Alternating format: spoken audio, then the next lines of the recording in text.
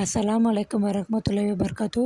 முஃமின்களே, அல்லாஹ்வின் தூதர் நபி ஸல்லல்லாஹு அலைஹி வஸல்லம் அவர்கள் கூறினார்கள், இதை கேளுங்க. இதை கேட்டால் நம்ம உள்ளத்தில் நிச்சயமாக வளம் உண்டாகும். வளமில்லாத நம்பிக்கையாளரை விட வளம் இருக்கும் நம்பிக்கையாளன் அல்லாஹ்விடம் மிகவும் நெருக்கமானவன். உடலாலும் சிந்தனையாலும் செயலாலும் வளமற்று வாழும் ஒரு இறை நம்பிக்கையாளனை விட வளமுள்ள இறை நம்பிக்கையாளன் அல்லாஹ்விடத்தில் நெருக்கமானவன். அதாவது, ஏதாவது உலக வாழ்க்கையில் நலவை நீங்கள் கண்டால் அதை பேராதரவோடு நீங்கள் விரும்பினீங்கன்னா அதை பேராதரவோடு தேடுங்க.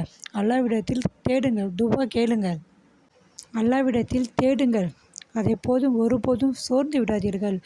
மேலும் சொன்னார்கள், ஏதாவது உலக வாழ்க்கையில் உங்களுக்கு நடந்தால் இதால் தான் நடந்துச்சு, அதால் தான் நடந்துச்சு அப்படின்னு ஒருபோதும் கூறாதீர்கள்,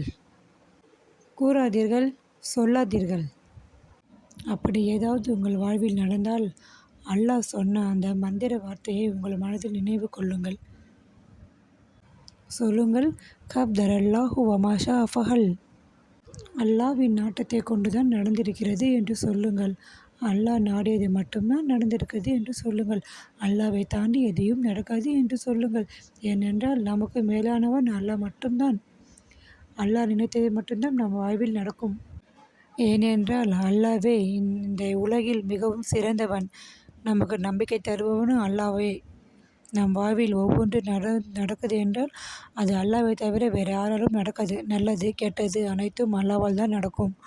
ஆகையால் அல்லாஹ்வின் மீது நம்பிக்கை வைத்து அல்லாஹ்விடம் அழுது துவா கேளுங்க, அனைத்தும் நல்லதே நடக்கும்.